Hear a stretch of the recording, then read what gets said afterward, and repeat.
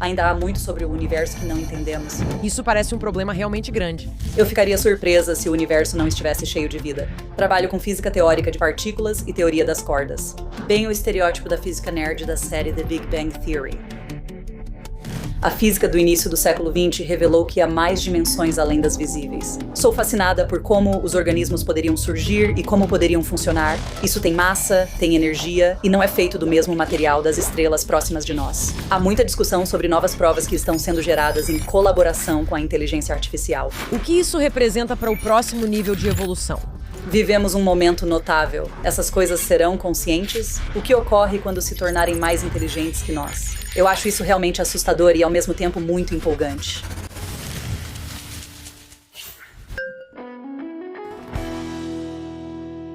Oi, eu sou a Mayim Bialik. E eu sou o Jonathan Cohen. E bem-vindos à nossa análise. Hoje vamos conversar com uma especialista em teoria das cordas. Mas não vamos apenas falar sobre essa teoria incrível que é um componente fundamental da física teórica.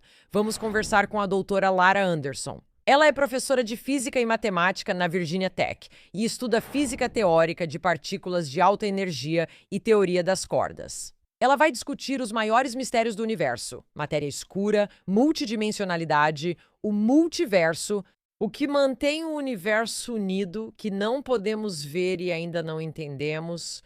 E o que significa dizer que a realidade é composta por mais dimensões do que podemos perceber?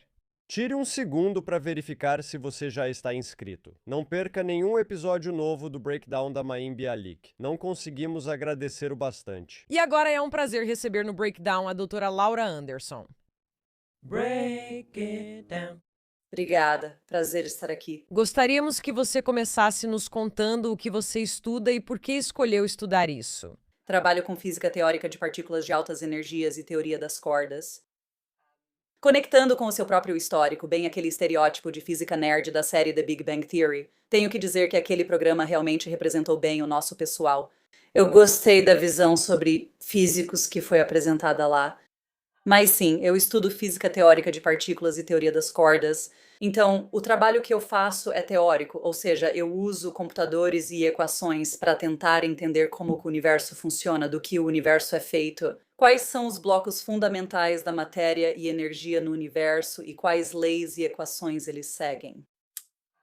E para mim, na verdade, a forma como entrei nisso foi realmente um momento transformador quando eu era criança. Fui a um planetário aos 12 anos e vi um show de estrelas criado por Stephen Hawking sobre a origem do universo. Big Bang, buracos negros, universos em expansão, galáxias e afins. Eu simplesmente achei incrível que as pessoas pudessem descobrir coisas assim sobre o universo apenas observando e, pensando sobre isso. Aos 12 anos, saí do planetário pensando, quero fazer isso. O que a maioria entende errado que você tenta explicar? Uma coisa que eu acho difícil sobre a física é que muitas das ideias de como você pensa sobre as coisas, como você faz perguntas, como você testa essas perguntas, são muito diferentes de como você exploraria as coisas, na sua vida cotidiana. Quando falam em fazer pesquisa, geralmente é buscar informações na internet e refletir sobre elas. Mas como é o processo de formular perguntas? Como você tenta decidir, quais são as respostas e, infelizmente, ter várias ideias ótimas que não funcionam? Isso acho que não é muito valorizado.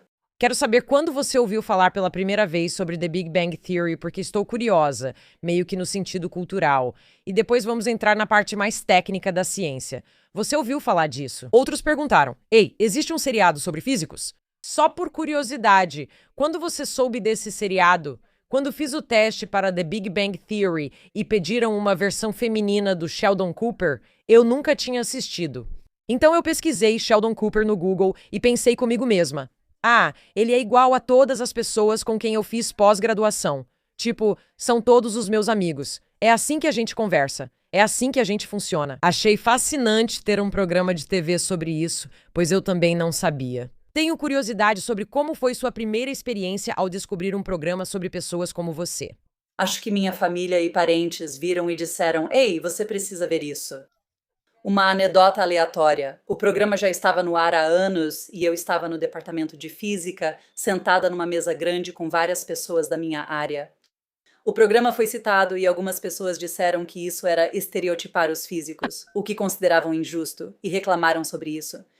Mas olhei para aquela mesa e era o cenário perfeito, sabe? Exatamente aquelas pessoas falavam sobre ir à loja de quadrinhos, jogar videogame e eram super apaixonadas por suas equações. E, sabe, era meio irônico naquela situação, tipo, sim, eles estão nos estereotipando, mas aqui estamos todos nós fazendo exatamente o que fazíamos, então sim, foi muito fofo. Quando me perguntavam como eu me sentia sobre o programa Estereotipar Pessoas, eu respondia que existem vários tipos de físicos. E, em especial, existem todos os tipos de mulheres na ciência. Eu tive professoras que pareciam modelos e tive professoras que se pareciam mais com a Amy Farrah Fowler. Então, para mim, existem todos os tipos, mas eu definitivamente baseei minha personagem em uma mistura de duas pessoas reais do meu círculo, que eram mulheres incríveis, cientistas incríveis, mentoras incríveis. Para mim, foi uma forma de homenagear as peculiaridades de muitas de nós. E sim, muitas de nós encontramos nosso caminho na ciência. Vamos voltar um pouco porque sua especialização é física-matemática, certo? Isso mesmo. Eu gostaria de saber se você pode explicar um pouco sobre como essas duas ciências se unem e o que é especial no trabalho que você faz. Para decidir como algo funciona na física ou no universo, você basicamente tem duas ferramentas para isso.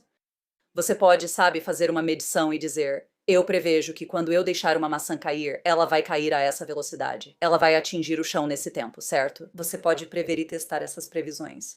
Ou você pode dizer: deixa eu modelar matematicamente o que acho que vai acontecer antes do experimento, certo? Com sorte, você faz ambos e percebe que seu entendimento teórico e suas observações práticas estão alinhados. Então, no tipo de trabalho que eu faço, muitas coisas para testar diretamente as questões da física de partículas que a gente gostaria de entender seriam necessários colisores de partículas enormes do tamanho do sistema solar para colidir átomos e acessar diretamente os níveis de energia e observar o comportamento das partículas assim. Como não temos orçamento para um colisor de partículas do tamanho do sistema solar, você pode analisar matematicamente o que ocorrerá nesses diferentes cenários. E essa consistência matemática do número de coisas que você pode observar sobre o universo, anotar e depois descobrir, sabe, se isso é verdade e aquilo também é verdade. Então, como você encaixa isso tudo? O que isso implica para o próximo passo? Essa consistência matemática é muito eficaz para eliminar várias possibilidades. Então, esse é o papel dos teóricos: tentar entender o que deve ser procurado nos experimentos e garantir que nossas teorias, enquanto as desenvolvemos, sejam matematicamente consistentes. Sim, e considero esse um ponto importante, especialmente para quem ouve e não tem muita familiaridade com esses conceitos mais amplos. Sabe, o que a física matemática está fazendo e que tipo de. O que o mundo teórico nos permite fazer é estudar as coisas de uma forma que não pode ser feita no mundo real, seja por limitações físicas ou conceituais. Uma das coisas que amo na matemática, sou do tipo que gosta de matemática, é que ela é uma linguagem. É uma linguagem que nos permite acessar esses diferentes cantinhos do universo que podemos admirar. Mas são essas as formas que realmente usamos para estudar o que está além, quando não podemos necessariamente tocar ou ver a olho nu, se isso faz sentido. No meu campo em particular, quando você faz perguntas sobre física fundamental, não é só uma questão do tamanho e da escala dos experimentos, mas muitas coisas são realmente difíceis de visualizar ou estão além do que estamos acostumados. Então, uma questão que surge na teoria das cordas é: qual é a forma do universo em que vivemos? Então, nosso universo tem 3 dimensões espaciais, como uma caixa, de cima para baixo, de um lado para o outro, além da dimensão do tempo? Ou será que pode haver dimensões adicionais além dessas? Nós temos esses planetas, certo? E por vários motivos interessantes eles são esféricos, não é? E nós sabemos que também existem, sabe, no sistema solar, sabemos que há outros planetas e que eles seguem trajetórias meio elípticas, né? Que eles meio que se movem ao redor. Mas se você me perguntasse, tipo, o que tem além disso, eu diria que é muita escuridão, muitas estrelas, muitos planetas e que isso simplesmente continua para sempre, né? O quanto eu cheguei perto. Porque se você me perguntar qual é a forma da eternidade, sabe? Parece até aquelas frases de cartão da Hallmark. Qual é a forma da eternidade? Eu só acho que isso se expande em todas as dimensões possíveis até o infinito. Isso é uma forma? O que há além do sistema solar? Como você mencionou, existem muitas galáxias, grandes estruturas, como paredes de galáxias e muito espaço vazio. Nossa capacidade de explorar o universo é limitada pelo ponto do universo de onde conseguimos observar, seja até onde a luz ou, mais recentemente, as ondas gravitacionais chegaram até nós. Então, a resposta curta é que realmente não sabemos qual é a estrutura mais distante do universo. Há partes do universo às quais ainda não temos acesso. Mas nós sabemos algumas coisas sobre a estrutura do universo. Então, uma das coisas que sabemos, por exemplo, é que o universo está ficando maior, ele está se expandindo. E isso já é difícil de visualizar, né? Então, se você perguntar expandindo para onde, né? Sabe, é um espaço tridimensional que está, sabe, ficando maior. Então, a analogia que as pessoas usam é: se você olhar para a superfície de um balão enquanto o está enchendo, se você desenhar vários pontos na superfície desse balão, à medida que você o enche, todos esses pontos vão ficando mais distantes uns dos outros, mas não existe um centro para essa expansão na superfície do balão, certo? Então, a mesma coisa está acontecendo com o nosso universo. Cada parte está ficando mais distante de todas as outras partes, mas essa expansão não está acontecendo nas nossas três dimensões. Isso ocorre em um espaço de dimensões maiores, é uma forma de pensar sobre isso. O que significa as coisas estarem ficando maiores em um espaço de dimensões maiores? Porque o que eu imagino é meio que, sabe, se você imaginar um fogo de artifício, tipo antes, sabe, eles meio que fazem um arco, né? É isso que eu estou imaginando. Mas também a expansão está acontecendo bem devagar. Para mim, não poderia simplesmente se expandir em todas as dimensões em que já está? Quer dizer, eu estou imaginando todos esses vetores, certo? E os vetores estão simplesmente saindo de onde quer que seja o centro, certo? E é tipo, de novo, isso é como eu me sinto como uma criança de 5 anos, só continua se expandindo. Veja, usando a analogia do fogo de artifício, seria preciso um centro para a explosão, certo? Você precisa de algum ponto no espaço de onde, tipo, todos os pedaços estão se afastando desse ponto. Olhando para outro universo, vemos que não há um centro. Cada ponto está se afastando de todos os outros pontos, mas não de um centro do nosso espaço tridimensional, se isso faz sentido. De onde ele está se expandindo, certo? E para onde ele está se expandindo? Porque se você olhar para um mapa, né? E você diria, se eu der um zoom para fora, nós estamos girando ao redor do Sol no nosso sistema solar. Mas se você der um zoom para fora e houver, sei lá quantos outros sistemas solares, Incontáveis. certo. Então você não tem um centro de onde as coisas estão se expandindo. Quero dizer, o que eu amo na física é que essas ideias também podem ser aplicadas à nossa existência humana, né? Com certeza, sim. Se eu evoluo como ser humano, mesmo que só conceitualmente, né? Quais são os limites do crescimento e da expansão humana? É algo lindo.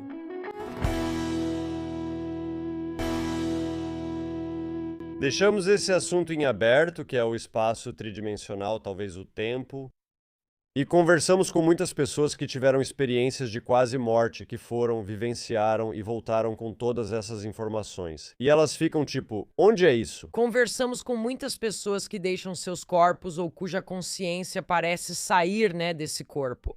E elas têm experiências que muitas vezes envolvem sentir uma expansão do seu ser no universo, para a qual não tem nenhuma base científica. Ou seja, se você pega alguém que nunca estudou física, seja teórica, prática, qualquer tipo, o que essa pessoa descreve é, sabe, a experiência de viajar, né, por todos esses outros aspectos, né, da galáxia. Parte disso pode ser algo que seu cérebro preenche. Mas você pode falar pra gente sobre multidimensionalidade? Isso é um tipo de lugar onde a consciência pode existir em uma dimensão diferente? Quais são as opções para outras dimensões além, você sabe, das dimensões X, Y, Z e do tempo?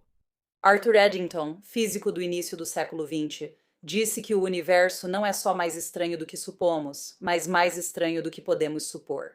Então eu acho divertido explorar algumas dessas coisas que realmente desafiam a nossa própria visualização de como tudo isso funciona. Então, estávamos falando sobre a expansão, você sabe, do tamanho físico do universo, só para voltar aquele balão por um segundo para nos ajudar a visualizar o que está por vir. Então, se você imaginar a superfície de um balão, certo, todas as partes estão se afastando umas das outras nesse balão, mas a expansão do balão não está acontecendo na superfície. Na verdade, ocorre no meio do balão, certo? Seria como uma superfície bidimensional onde tudo se afasta, mas a expansão ocorre em 3 dimensões. Então, essa é a imagem que você faz do nosso universo. Ele é tridimensional, mas se expande em 4 dimensões. Agora, pelo menos para mim, meu cérebro trava aqui, porque você pensa: o que é ter 4 dimensões? Como seria, sabe, para cima, para baixo, de um lado ao outro e qualquer outra direção que exista? Matematicamente, isso é fácil de escrever, mas nossas mentes, baseadas em nossa experiência, não conseguem visualizar como seria. As analogias com as quais você pode brincar são: imagine como seria se, em vez do nosso mundo tridimensional, fosse um mundo bidimensional. E se você, sabe, vivesse na superfície de uma mesa, certo? O que você veria? Se você visse uma criatura tridimensional se movendo pelo seu mundo bidimensional, você só veria os cortes transversais disso, certo? Conforme isso passa pelo seu mundo, você veria, sabe, quando algo entra, veria um círculo de um tamanho ficando maior e depois menor de novo, à medida que algo se move através dele. Então você veria meio que uma sombra bidimensional de uma coisa tridimensional. Matematicamente, é possível descrever essa mesma estrutura para o universo. Você poderia dizer se houvesse 4 dimensões espaciais ou mais, que tipo de sombras tridimensionais veríamos de algo que fosse quadridimensional e que pudesse, sabe, se mover pelo nosso universo? No tipo de trabalho que faço em teoria das cordas, é realmente essencial para as condições de consistência da física que existam mais dimensões do que aquelas que vemos ao nosso redor. Elas não precisam ter o mesmo tamanho, o que pode ser difícil de imaginar. Quando se fala em tamanho de uma dimensão, o que isso quer dizer? Então, uma analogia que eu uso às vezes é: se você imaginar olhar para algo como um fio, algo muito, sabe, fino de longe, pareceria que é apenas um objeto unidimensional. Ele tem um comprimento. Se você pudesse dar um zoom bem de perto, veria que ele tem espessura e outra direção. Na verdade, é uma superfície bidimensional. Essa é uma questão da física. Nosso universo parece ser tridimensional. Mas se você olhasse bem de perto para todo o espaço que a gente observa, será que poderia haver outra coisa, tipo aquela espessura do fio? Existem outras direções para onde as coisas poderiam se mover, outras direções para onde a energia poderia ir, com as quais as partículas poderiam interagir? Você poderia perguntar quais as consequências disso para a física? Então, há muito tempo eu tentei explicar para minha avó o que eu faço da vida dizendo que eu trabalho enrolando dimensões extras. Então, eu enrolo essas dimensões extras. Eu pergunto, se fossem realmente pequenas, quais as consequências para a física e o que observaríamos? Jonathan acabou de enviar aqui no nosso chat uma imagem de um hipercubo. E eu vou dizer algo muito estranho. Tudo bem. Quando olhei para isso, me deu vontade de chorar. Ou seja, tive uma reação emocional ao ver algo que está além dos limites do que acho que posso perceber. Sim. Isso faz sentido? Sentir-se atraída por coisas que expandem a nossa maneira de pensar é muito legal. Eu definitivamente senti isso. Você citou Michio Kaku como um dos convidados. Ele escreveu vários livros de divulgação científica. Lembro de ter lido um aos 13 anos e pensei: uau, é incrível como as pessoas descobrem tantas coisas só refletindo sobre elas. Que você pode pensar nas coisas de forma diferente e então imaginar estruturas que você nunca soube que eram possíveis. Acho que devemos abordar o que é a teoria das cordas, porque o leigo já ouviu falar sobre isso, mas provavelmente não sabe explicar direito ou qual é a utilidade prática disso para ele. A teoria das cordas é uma tentativa, em uma teoria consistente, de tentar modelar basicamente todas as interações fundamentais que vemos na natureza. Primeiro, eu preciso perguntar: o que significa uma interação fundamental? Então, nós achamos que tudo o que vemos no universo que acelera, aumenta ou diminui a velocidade faz isso basicamente por um dos 4 motivos que descobrimos até agora. Isso inclui a gravidade, então coisas que estão nos mantendo presos à Terra agora, a estrutura do sistema solar, todas essas coisas legais. Eletromagnetismo, que basicamente são as interações elétricas nos átomos, essa é a estrutura de toda a tabela periódica. Não consigo fazer minha mão atravessar a mesa por causa da repulsão elétrica entre os elétrons. E aí existem outras 2 forças, as forças nucleares forte e fraca, que são responsáveis por coisas como o decaimento radioativo e por manterem unido o centro dos núcleos. Então essas forças basicamente descrevem tudo que vemos se movendo ou acelerando. E nós temos uma estrutura realmente linda na física teórica para fazer previsões extremamente precisas, tipo precisas até 13 algarismos significativos de como 3 dessas 4 forças funcionam em escalas de distância muito pequenas. Isso é chamado de modelo padrão da física de partículas. Conseguimos descrever as forças nucleares forte, fraca e o eletromagnetismo. Graças a Albert Einstein, temos a descrição da gravidade como curvatura do espaço-tempo, desenvolvida no início do século XX. É uma teoria muito preditiva e bela, por isso o GPS moderno funciona. Esses dois modelos para a gravidade e as outras três forças são muito úteis, poderosos e fundamentalmente incompatíveis. Se você tentar juntar nosso entendimento de mecânica quântica e teoria quântica de campos com a gravidade, você acaba obtendo respostas realmente absurdas. São as chamadas infinitos desastrosos. Então você pode tentar prever as coisas, mas simplesmente não funciona. Você obtém respostas erradas, claramente respostas erradas. A teoria das cordas tenta reunir todas as forças fundamentais, inclusive a gravidade, em uma estrutura coerente. E se a matéria não fosse pequenas partículas pontuais, como um elétron que você imagina flutuando pelo espaço? E se, em vez disso, toda a matéria que vemos fosse, na verdade, composta por objetos unidimensionais estendidos, como pequenas cordas? Assim como uma corda de violino vibra e produz notas diferentes, a teoria das cordas sugere que cordas fundamentais, vibrando de formas distintas, poderiam se tornar partículas diferentes. Elas poderiam vibrar de um jeito e ser um elétron, de outro e ser um quark? Se você questiona do ponto de vista quântico se é possível criar partículas diferentes com modos vibracionais distintos de uma corda, acaba obtendo a gravidade de Einstein automaticamente. Então você acaba com uma teoria que necessariamente deve ser gravitacional. Essas cordas só se movem em espaços-tempos que seguem as equações de Einstein, o que é super lindo. O problema é que, para isso funcionar, seu universo precisa ter mais de 3 dimensões espaciais e uma temporal. Isso parece pedir demais. É aí que surge a ideia de enrolar dimensões. Você pode perguntar, isso realmente é compatível com os experimentos? Quais as consequências se isso fosse verdade? Se houvesse dimensões extras, o que mudaria na física? O que poderíamos prever ou testar? Como uma corda pode ser unidimensional? Tendo apenas comprimento. Mas nada possui só um comprimento. Bem, curiosamente, existem algumas partículas na natureza, como os elétrons, que achamos que, sabe, pelo que podemos observar, parecem ser apenas pontos, certo? Eles, na verdade, não têm comprimento. Eles não têm raio. Mas também não temos uma localização para esse ponto, ou seja, podemos calcular a probabilidade de encontrar isso em cada lugar. O mesmo se aplica a essas cordas. Você teria uma distribuição de probabilidade desse objeto unidimensional que está descrevendo. Então agora temos essas cordas que podem mudar de forma. Não é que elas mudam de forma, Elas vibram de formas diferentes conforme se sentem. tá bom? Eu posso concordar com isso. Sim, diferentes modos de vibração, diferentes massas, diferentes cargas, diferentes propriedades.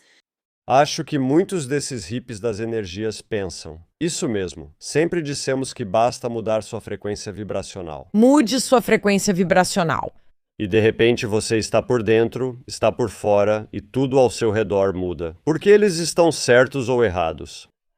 A ideia de vibração, sabe, coisas vibrando e tendo diferentes níveis de energia, é algo que você pode aplicar a vários tipos de escalas de distância, desde cordas de violino até ondas na água, tudo isso. Então, no caso dos hippies, eu não sei o que está vibrando para eles, mas é uma pergunta válida. Mas como isso muda a nossa compreensão da natureza da realidade se as coisas podem mudar o que elas são dessa forma?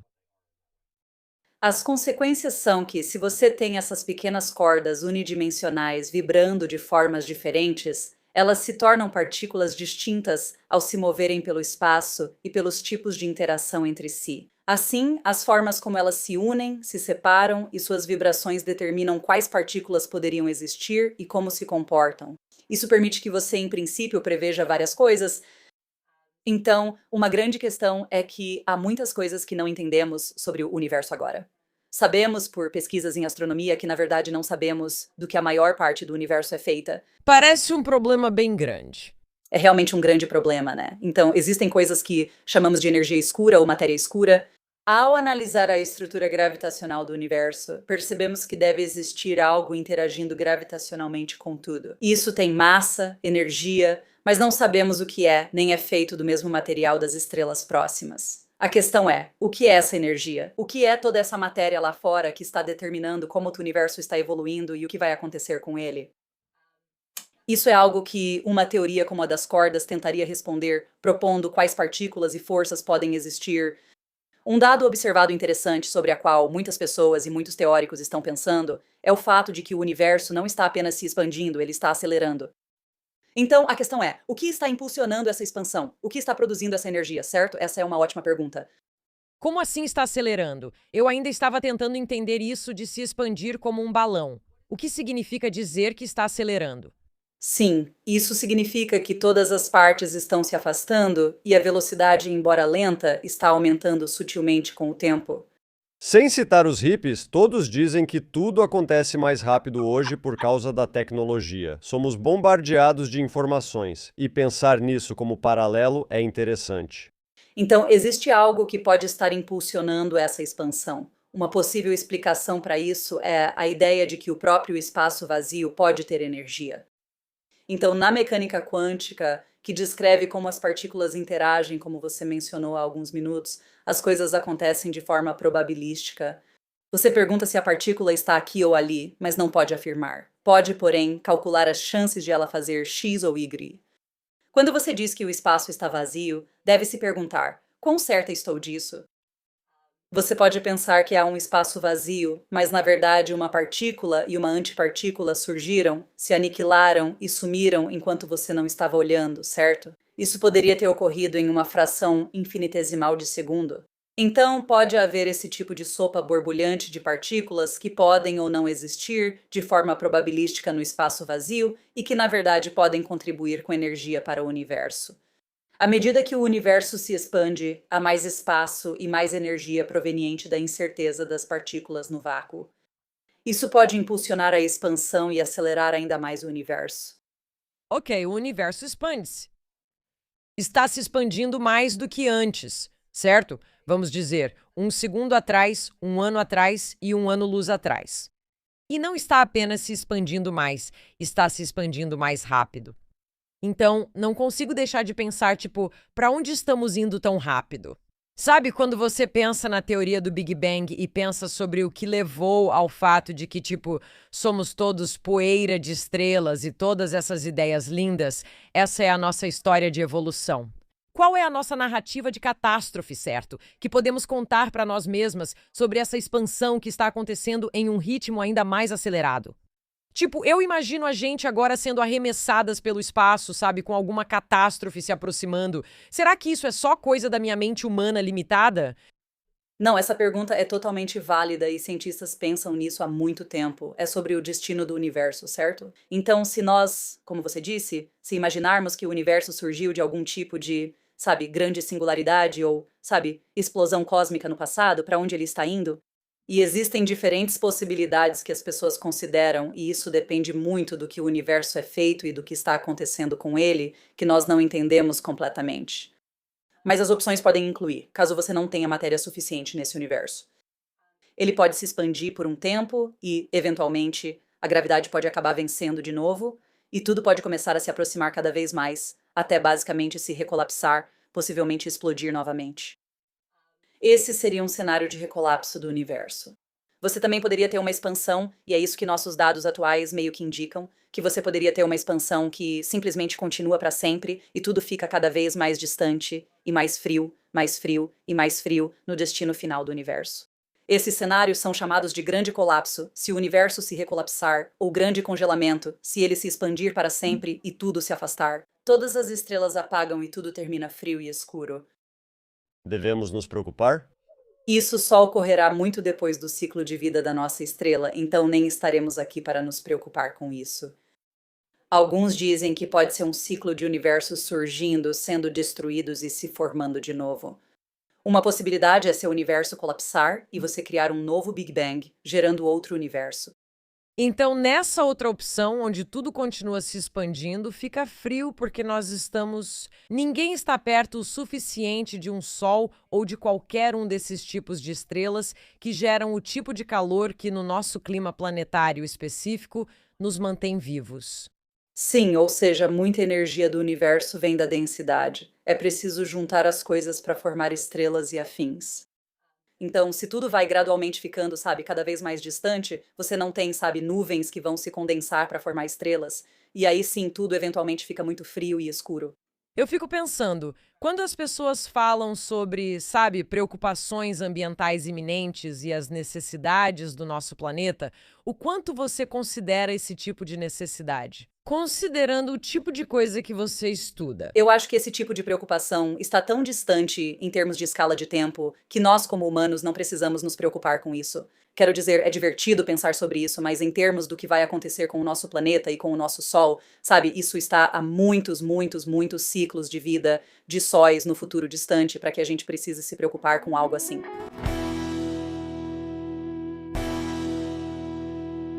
Acho fascinante pensar no que podemos descobrir sobre isso e se conseguimos entender o que há no universo para determinar quais desses cenários podem acontecer.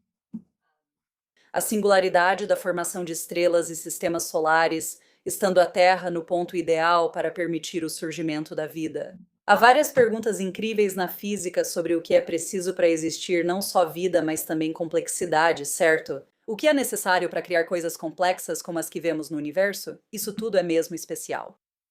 Só para mencionar uma coisa meio curiosa quando estamos falando sobre dimensões superiores, se você dissesse, eu quero construir um universo e estou disposta a construí-lo em qualquer número de dimensões, certo? Não me importo, tipo, o que vai acontecer? Se você tentar construir algo como um universo em duas dimensões são simples demais para realmente conseguir criar estruturas ricas, como vemos no universo, para conseguir formar estrelas, galáxias e essas coisas. Se você quiser estar em 4 grandes dimensões macroscópicas, existe esse universo de dimensões mais altas, onde, na verdade, as coisas geralmente não se encontram. É espaço demais para construir coisas complicadas.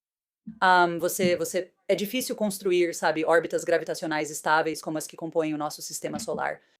Então, 3 dimensões é, na verdade, meio que o ponto ideal para conseguir construir algo como o nosso universo que seja complexo e estável, e que possa sustentar estrelas, planetas, galáxias e a nós. Eu ouvi dizer que, potencialmente, existem mais dimensões além das 3, mas que elas podem estar ocultas. Nós ainda não as observamos completamente. Como isso se relaciona com o multiverso que a Marvel continua me mostrando? Isso tem a ver com a incerteza quântica que mencionamos há pouco. Então, se você tem uma partícula e diz, eu vou, sabe, pegar esse elétron bem pequeno, certo, que você sabe compõe os átomos, e eu vou, sabe, lançá-lo em um alvo. Ok, eu vou perguntar, onde essa coisa vai acertar? Se você tentar fazer isso, não é como atirar bolas de bilhar em um alvo. Você não vê simplesmente onde cada bola atingiu o alvo. O que você encontra é essa distribuição de, sabe, quase como uma onda de como as coisas poderiam ter se comportado. Na mecânica quântica, não sabemos exatamente onde essas pequenas partículas estão, pois são muito difíceis de localizar. Essa distribuição teórica de probabilidades abrange tudo o que ela poderia fazer. Isso se manifesta fisicamente nessa estranha distribuição de possibilidades, nos resultados de onde meu elétron atingiu esta tela quando eu o disparei. As pessoas perguntaram: posso interpretar essas possibilidades? A partícula está aqui, ali, isso é algo físico real? Há um universo em que ela está aqui e outro em que está ali. Essa é a ideia do multiverso. Acredito que isso ainda não é uma questão científica, pois não temos como investigar múltiplas versões de um universo ocorrendo ao mesmo tempo. Não existe medição real que diferencie isso da simples ideia matemática de probabilidade, mas é uma ideia legal e adoro filmes sobre multiverso.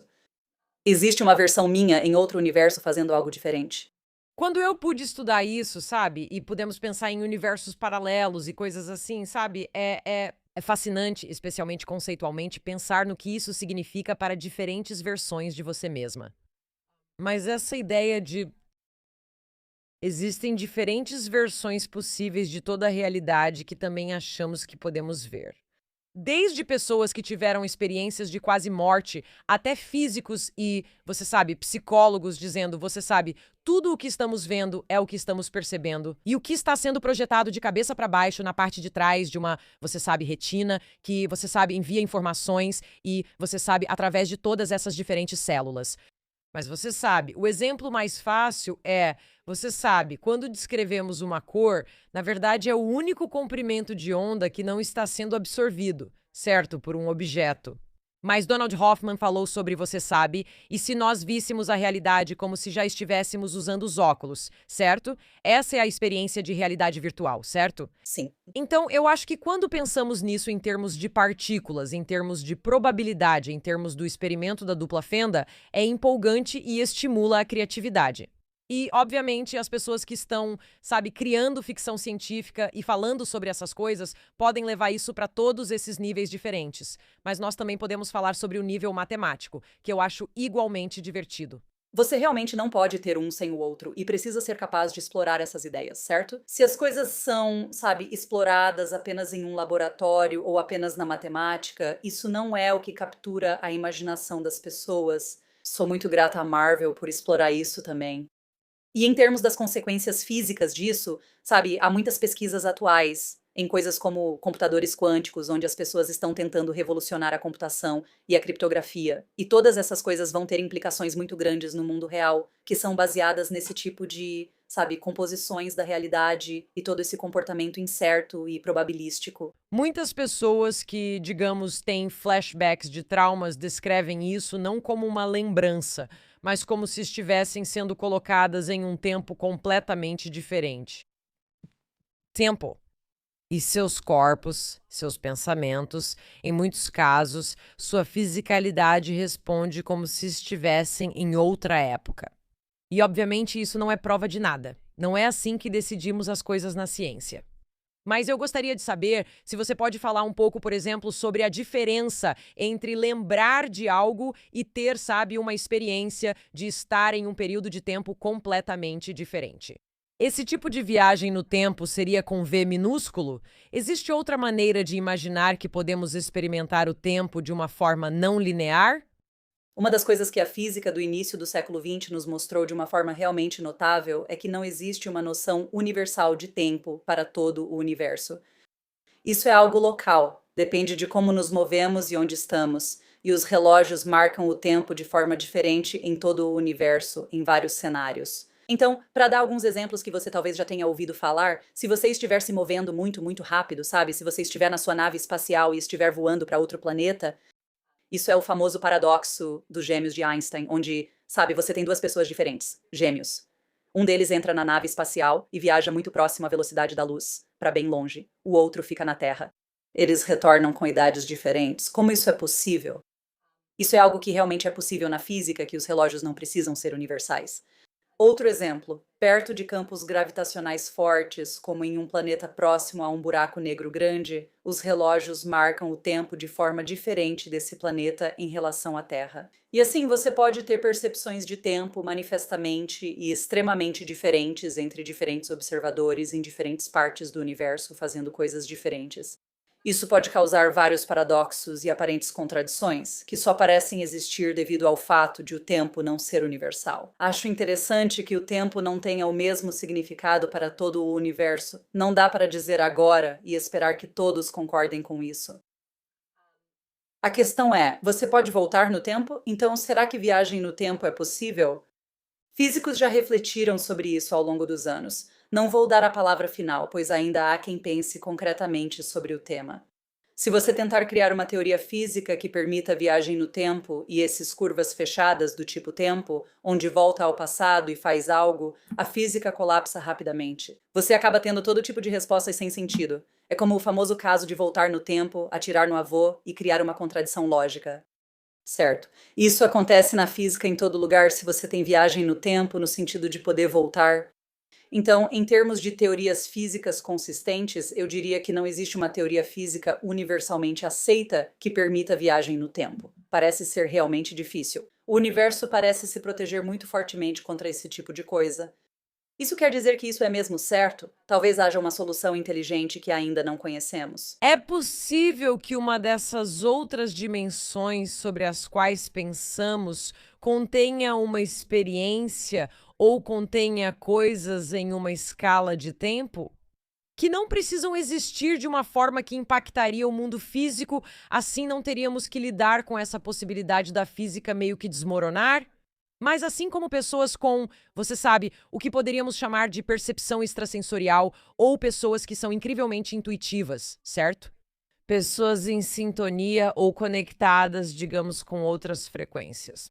É possível que existam experiências ou pessoas que tenham acesso a algum outro plano onde essa informação existe e é acessível, mas que não precisa obedecer todas essas outras regras físicas da linearidade do tempo? Interessante que, ao modelar matematicamente, as regras valem para tudo. Então, seja uma dimensão extra ou uma dimensão comum, você não ganha um passe livre só porque não é algo que você pode observar no nosso universo atual. Nesse sentido, eu diria que viagens no tempo, como em De Volta para o Futuro, não se tornam mais fáceis só por haver dimensões extras. Alguns já perguntaram se essas dimensões extras poderiam ser temporais, ou seja, mais de um tempo. É um conceito interessante, mas rapidamente se mostra inviável. Fica muito difícil fazer uma física consistente nesse cenário. Mas as pessoas ainda estão pensando sobre isso. E então, sabe, a questão do que os seres humanos conseguem perceber, como nós funcionamos conscientemente. Eu acho que esse é um conjunto fabuloso de perguntas, mas infelizmente não é física no momento.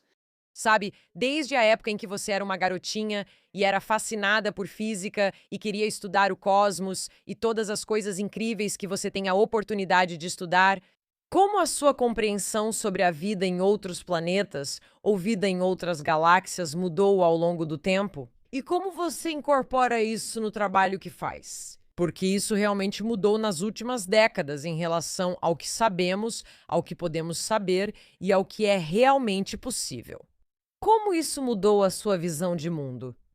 Você comentou antes sobre a possível singularidade da vida na Terra, já que não vemos vida em outros lugares do universo e parecemos ocupar uma posição única. Minha formação em física me mostrou que, de certa forma, esse tipo de singularidade não surge com tanta facilidade. Se é possível construir moléculas complexas, criar seres humanos e consciência, pensar que isso só ocorreria uma vez no universo me parece extremamente improvável. Então, isso não é uma prova de que existe vida em outros lugares do universo, mas eu sinto que, é claro, a vida deve existir em outros lugares do universo, porque, sinceramente, nós simplesmente não somos tão especiais assim. Ao longo da história, sempre que nos consideramos especiais, como ao pensar que o Sol girava em torno da Terra, fomos constantemente desiludidos sobre nossa importância. Então, eu não tenho nenhuma prova de vida fora da Terra, mas eu acho que, quase com certeza, quero dizer, o universo é tão vasto e há tantas possibilidades e um ambiente tão rico para criar sistemas complexos e vida. Eu me surpreenderia se o universo não estivesse cheio de vida. E só para divagar um pouco mais nessa direção, outra coisa que eu acho que o momento atual está nos ensinando é que, mesmo com o advento de coisas como o aprendizado de máquina, estamos começando a entender que talvez a consciência humana nem seja tão especial assim, certo? Que sabe, você pode construir redes muito complexas que começam. Não digo que a inteligência artificial já pensa, mas começamos a entender como o pensamento surge em sistemas complexos, o que considero uma questão científica interessante. Tem algo especial em conversar com alguém que literalmente vive na matemática da física, tendo esse tipo de conversa. Isso é tão empolgante para mim porque eu quero saber o que isso significa, sabe? Se você meio que deixa um pouco de lado o papel de professora, certo? E aí você retoma o papel de professora, tipo, o que você imagina? Você imagina seres à base de carbono? Você imagina seres à base de silício? Você imagina, sabe, como muitas pessoas já comentaram, que se existe algo lá fora e nós não estamos cientes disso, o que eu presumo que não estamos, no sentido prático, provavelmente está milhares e milhares de anos à nossa frente. Pode até ser alguma inteligência artificial que nem seja reconhecível, sabe, como algum tipo de alienígena verde ou cinza, sabe? O que você imagina e até onde você pode imaginar, dada a sua formação? Nossa visão do que é possível para a vida, para a complexidade e para como as coisas se formariam e se comportariam é tão limitada pelo que já vivenciamos. Então, eu não sei exatamente o que eu visualizo, mas fico muito animada com a ideia de que podem existir coisas tão incrivelmente diferentes de nós, não necessariamente em termos dos seus blocos de construção. O carbono é uma maneira muito boa de construir coisas complexas. Na verdade, é muito melhor do que o silício. Talvez essa seja a forma mais comum disso ocorrer no universo. Mas quanto a como organismos poderiam surgir, funcionar, se comunicar, o que seria importante para eles e como explorariam o universo, acho que tudo é possível. Sou fascinada por como isso seria e tenho particular interesse nisso. Parece realmente difícil para, sabe, os organismos cooperarem, sobreviverem, cuidarem do seu planeta, irem, sabe, mais longe pelo universo. Se outras civilizações conseguiram isso, seria fantástico aprender sobre elas. Quero dizer, acho que também seria fantástico aprender sobre civilizações que não estão constantemente em guerra umas com as outras. Sabe? Porque, tipo, quando eu penso na nossa experiência, quando penso no que é possível quando as pessoas se unem, quando os sistemas se unem, quero dizer, até pense no nosso corpo, né? É um organismo inteiro baseado em cooperação, não é? Quando você extrapola isso, as possibilidades são literalmente infinitas. E se você pensar em coisas como amor, paz e esperança, como coisas que a gente realmente pode experimentar, eu adoraria saber, né? Alguém já descobriu isso? Porque nós claramente ainda não descobrimos. Sempre houve a dúvida sobre a estrutura do universo. Por que alienígenas não se comunicaram conosco, caso exista outra vida? E primeiro, a questão do espaço, ele é tão grande e leva tanto tempo para enviar sinais que essa é, sabe, uma explicação. Mas como outros já comentaram, talvez ao irmos a um lugar novo, não deitamos no chão e tentamos conversar com as formigas de imediato. Fale por você mesma. Talvez devêssemos fazer isso. Pode comentar mais sobre seu entendimento de aprendizado de máquina? Novamente, você tem sido, sabe, uma profissional em um campo que é tão impactado por diferentes formas de entendermos o universo, porque por tanto tempo nós abordamos isso de uma maneira e agora estamos em uma era completamente nova. E um dos nossos, sabe, principais interesses em conversar com a doutora Kaku era sobre como todos esses tipos de teorias agora estão sendo calculados, contemplados e realmente cristalizados de uma forma completamente diferente com a computação quântica. Como você entende essa noção de aprendizado de máquina e de modelos de linguagem? Sabe, estamos criando pensamento ou estamos criando uma representação artificial da nossa compreensão limitada do pensamento? Ninguém tem a resposta para essa pergunta ainda e muitas pessoas inteligentes estão tentando respondê-la. Mas eu acho que, na verdade, este ano estamos em um momento realmente notável para a inteligência artificial no que diz respeito ao impacto na ciência. Então, para mim, pessoalmente, por vários anos estive envolvida em trabalhos que envolviam aproximar soluções numericamente para as coisas, certo? Então você tem aquelas equações realmente difíceis que precisa resolver e que não sabe como resolver. Você cria esquemas no computador para rodar códigos e simular possíveis soluções. Alguns anos atrás, as pessoas começaram a usar redes neurais. Tentamos aplicar técnicas de aprendizado de máquina para viabilizar a resolução dessas equações. O progresso imediato foi notável, tornando tudo mais rápido com essa nova e poderosa ferramenta computacional. Temos grandes modelos de linguagem, como a arquitetura Transformer, presentes em ferramentas como ChatGPT e Claude. No início, parece que você pode usar isso para escrever a redação da faculdade, mas não terá impacto na ciência. Na verdade, só nos últimos 6 meses isso começou a mudar como as pessoas fazem física e matemática no meu campo. E o tipo de resultado que você consegue obter desses grandes modelos de linguagem, a questão de saber se eles são capazes de inovar na ciência, se eles realmente conseguem raciocinar, eles conseguem criar novas ideias além do que os seres humanos já criaram. Essa é uma questão muito séria que muitas pessoas estão tentando responder agora. E certamente eu diria que essas ferramentas de aprendizado de máquina agora, os grandes modelos de linguagem, estão em um ponto em que você pode ter uma conversa com eles sobre essas ideias, uma conversa científica produtiva, como você teria com um colega. E eles são capazes de gerar novas ideias. Entre os matemáticos, há muita discussão na literatura matemática sobre novas demonstrações que estão sendo geradas em colaboração com a inteligência artificial, que os humanos talvez não tivessem pensado antes. Na minha área, as pessoas estão realmente tentando avançar para conseguir criar, sabe, novos paradigmas, novas formas de pensar sobre as coisas, e eu acho isso realmente assustador e, ao mesmo tempo, muito empolgante. Então, para onde isso leva? Essas coisas vão ser conscientes? Será que uma inteligência artificial geral está próxima? O que faremos com elas? Não tenho certeza, mas tudo está mudando muito rápido agora. É a segunda vez que fico emocionada de forma especial conversando com você. Porque assim, eu fico pensando, sabe, até mesmo na nossa vida, em como as coisas costumavam ser feitas. Tipo, quando eu estava na pós-graduação, eu sempre converso com cientistas mais jovens sobre como era preencher formulários do comitê de ética.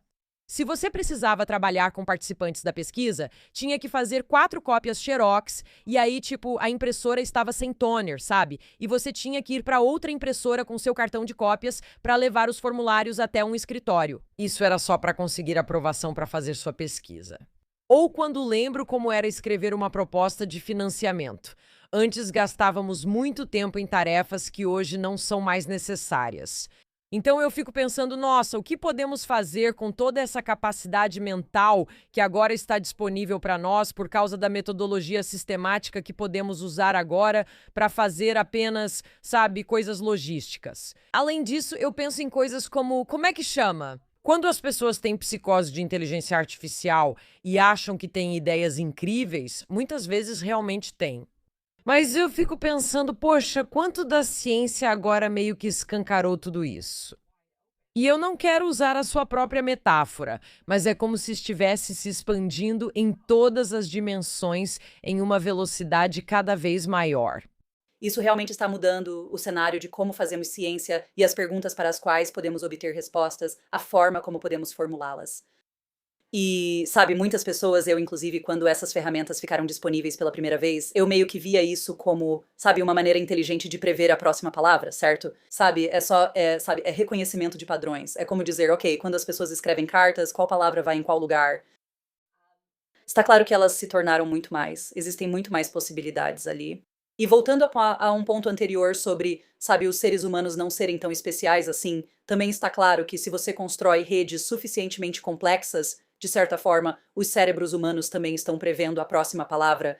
Nós funcionamos com algoritmos mesmo sem saber, e nesse estágio você tem uma rede que é uma máquina se conectando de certas formas. Em que nível de complexidade ela começa a pensar? Também desmontando o cérebro humano e questionando como a consciência se forma mecanicamente, quais são as regras de como nos tornamos o que somos. Acho que essas são perguntas fascinantes e acredito que estamos começando a ter novas percepções sobre como essas coisas se conectam. Quando se fala de trauma, muitos perguntam: por que sigo escolhendo pessoas que me machucam? Por que repito esse caminho? É porque seu cérebro sabe que isso é confortável. Esse é o padrão. Nós criamos esse caminho e vamos continuar seguindo por ele. E se alguém ativa isso de outra forma, você fica com essa sensação de por que estou tendo a mesma reação, mesmo sabendo que estou segura, certo? Sim, É isso que esse sistema complexo faz, e é o melhor que ele pode fazer. O fascinante é que quando entramos nas abordagens de cura, especialmente quando a medicina ocidental diz: não sei o que há de errado com você, tome este remédio, certo? Outras formas de cura afirmam que há outra forma de pensar sobre isso e criar caminhos no cérebro, certo? Então, quando você pensa em inteligência artificial nesse sentido, é mais um nível de conversa criativa de que podemos participar. Quero dizer, tem algo que é tão romântico para mim, mas que eu preciso deixar de lado, essa noção romântica de que existem esses teoremas e a gente não consegue resolvê-los. Qual é o seu problema matemático favorito que não pode ser resolvido?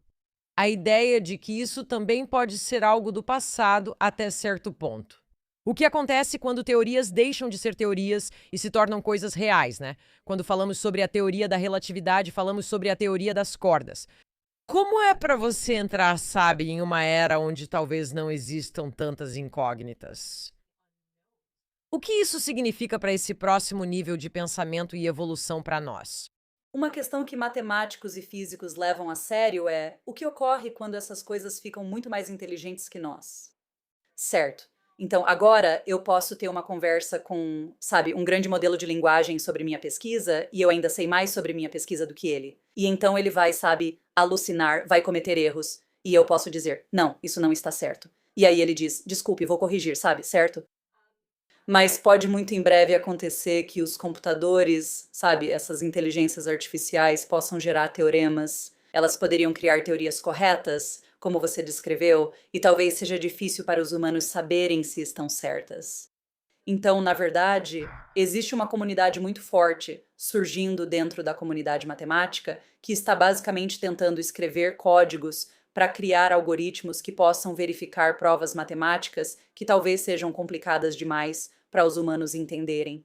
Então, basicamente, eles estão tentando construir a arquitetura dentro das máquinas para tentar verificar os próprios teoremas das máquinas, de modo que, se for difícil demais para nós, ainda possamos ter alguma forma de confiar nisso, o que não era um problema que eu achava que teríamos tão cedo. Mas aqui estamos nós, certo? Então, essa questão de sim, o que fazemos quando eles nos dizem que essa é a resposta certa e nós não sabemos se eles estão certos? Nós somos muito burros. Somos como neandertais e Homo sapiens é tipo, eu sei o que fazer. Vá pra cá. Acasale com essa pessoa, misture isso aqui e vai ficar gostoso. Nós vamos ser como os Neandertais. Espero que não, mas como navegamos por isso? É uma pergunta complicada e acho que isso já está nos atingindo. Como é que decidimos? Existe uma questão ética no uso dessas ferramentas, mas também um lado prático. Como direcionar uma ferramenta tão poderosa para descobertas? Que perguntas fazer? Você confia nas respostas? Como entender tudo isso? Não consigo deixar de notar que, sabe, toda geração acredita que sabe coisas que a geração anterior não entendia. Seja rock and roll, seja, sabe, tecnologia da computação. Eu e Jonathan estamos lidando com filhos. Tenho um de 17 e outro de 20 anos. E Jonathan tem um de 18. Mas eles sabem muito mais do que eu sobre certas coisas. E a base da forma como meus pais me criavam era: nós sabemos mais do que você. E quando você achar que sabe mais, vamos te colocar no seu lugar. E o que eu tenho agora, e isso literalmente aconteceu em uma geração, é que agora eu tenho filhos que, em muitos aspectos, ainda são absolutamente crianças. Acredito que tenho muito a ensinar a eles. Mas em mais uma geração, podemos ter uma situação em que a balança do conhecimento esteja pendendo de maneiras que parecem um pouco assustadoras. Vá 5 gerações à frente. Essa coisa está se expandindo em todas as direções em um ritmo acelerado. Acho que nem é preciso uma geração para perguntar isso. Sinceramente, o ritmo das mudanças é tão rápido que todos, de qualquer idade, teremos que lidar com algo totalmente novo. Entendo o que você está dizendo. Também ajudei meus pais na transição tecnológica. Eu já consigo perceber que, sabe, as pessoas mais jovens são muito mais habilidosas do que eu em certas coisas. E eu acho que sim, essas ferramentas totalmente novas, tudo isso está acontecendo de forma exponencialmente rápida. Então, como isso vai ser? Como a gente acompanha? O que fazemos com isso? Como fazemos isso de forma responsável? São perguntas difíceis. A única coisa que me conforta é saber que, em breve, talvez ainda na minha vida, meus filhos vão ver como é ouvirem que não sabem o que está acontecendo. E também tem a questão do acesso, né? Se temos essas ferramentas tão poderosas, como garantimos que elas estejam disponíveis para todo mundo e que as pessoas realmente possam usá-las e Ou que elas sejam usadas para o bem e não para o mal, né? No gibi. Quer dizer, eu sinto que muitos aspectos da nossa existência parecem que estamos em uma história em quadrinhos, sabe? Pelo tipo de linguagem que certos líderes usam. Parece muito coisa de vilão de quadrinhos. Mas essa ideia de, sabe, até mesmo os limites atuais que estamos tentando impor à tecnologia que pode invadir qualquer sistema do nosso planeta, né? Como você controla e regula isso quando está sendo criado para ser usado em todas essas outras coisas incríveis, sabe? 2 perguntas importantes. Primeiro, se as pessoas só ouvem, há algumas equações atrás de você no quadro. tenho sim. Do que elas tratam? Essas são sobre geometria de dimensões extras. Então, se você perguntar, tipo, qual poderia ser a forma dessas dimensões extras? Elas devem ser bem pequenas para não serem vistas, mas podem se enrolar de formas estranhas e incríveis. Isso altera a física possível. Por isso, escrevemos várias equações para descrever como são essas dimensões e as consequências de suas formas. Quais são nossas opções de formas? Porque o máximo que eu consigo visualizar é uma buckball. Então, de novo, é realmente difícil de visualizar porque elas envolvem mais de 3 dimensões. Então, na teoria das cordas, as dimensões extras comuns que a gente propõe envolvem, por exemplo, 6 dimensões extras. E elas podem ter buracos e todo tipo de estrutura muito estranha e maravilhosa. Exemplos simples incluem formatos como rosquinha para dimensões extras. Você poderia ter, sabe, um pequeno touro até geometrias muito, muito malucas e entrelaçadas, coisas que são chamadas de variedades de Calabi-Yau. Sim, há várias configurações estranhas. Esse é um dos pontos da minha pesquisa, descobrir quantos formatos diferentes existem. Na verdade, não sabemos se há um número finito de formas permitidas ou se pode ser infinito. O que você espera descobrir ao entender a forma dessas outras dimensões extras? Que portas isso pode abrir para nós? A longo prazo, queremos respostas para perguntas como: o que há no universo? O que são a matéria escura e a energia escura? Quantas partículas poderiam existir e como interagem? Então, as formas dessas dimensões extras, na teoria das cordas, impactam coisas como quais partículas de fato observaríamos. Por exemplo, sabemos que existem coisas como quarks e elétrons. Usando um microscópio superpotente para ampliar escalas menores, você poderia questionar: Existem outras partículas? Quais suas propriedades? E também a estrutura dessas perguntas que fazemos, como: qual é a forma do universo? Por que ele está se expandindo? O que vai acontecer com ele? Essas perguntas são questões que a teoria das cordas poderia tentar responder. Primeiro, é preciso entender as regras das dimensões extras.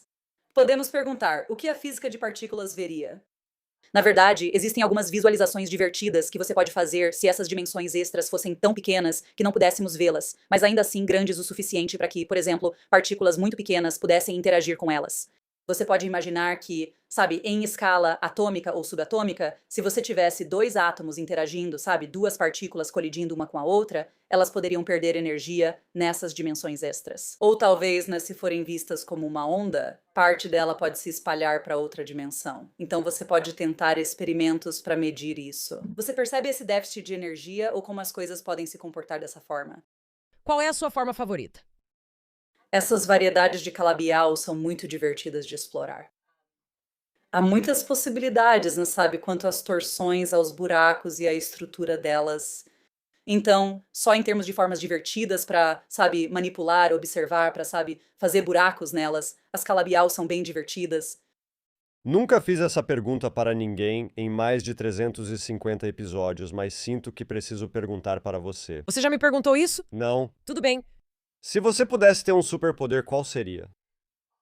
Nossa, essa é uma ótima pergunta. Agora, nesse momento da minha vida, eu queria ter a habilidade de pausar o tempo para todo mundo, menos para mim. E eu digo isso porque estou me sentindo super sobrecarregada, tenho coisa demais acontecendo. Gostaria de poder pausar tudo, fazer as coisas no meu tempo, aproveitar e depois reiniciar, sabe? Despausar o universo só quando eu estivesse pronta. Seria um superpoder incrível. Doutora Anderson, muito obrigada. Foi ótimo conversar com você. Existe algum lugar online onde as pessoas possam te encontrar? Eu tenho um site. Eu diria sim, dê uma olhada em física da Virginia Tech. Incrível. Muito obrigada. Nós realmente agradecemos pelo seu tempo. Muito obrigada por me receberem. É um prazer. Revisão rápida. Há muita energia escura por aí, muita matéria escura. Muita coisa. Toda vez que conversamos com um cientista, basicamente percebemos que eles não sabem muitas coisas. Essa é a mensagem principal. Ela não sabia muitas das coisas que perguntamos. Eles sabem muitas coisas, mas também descobrem que não sabem muitas coisas. Acho que essa é uma avaliação injusta da doutora Anderson, que claramente entende muito sobre vários assuntos. Quer dizer, não estou dizendo que eu sei mais coisas. Não, mas acho que ninguém disse isso. Mas eu acho que o interessante é quando conversamos com pessoas da física teórica, nesses campos teóricos, tipo, eu fiquei pensando como será que é o laboratório dela? Provavelmente exatamente o que vimos. Um quadro negro, muito papel rabiscado e um computador. Sabe o que não perguntei a ela? Se sonha com equações. Eu realmente gostei da forma como ela explicou como é trabalhar nessa era da ciência. Como eu disse, ao imaginá-la quando era menina falando, quero estudar isso.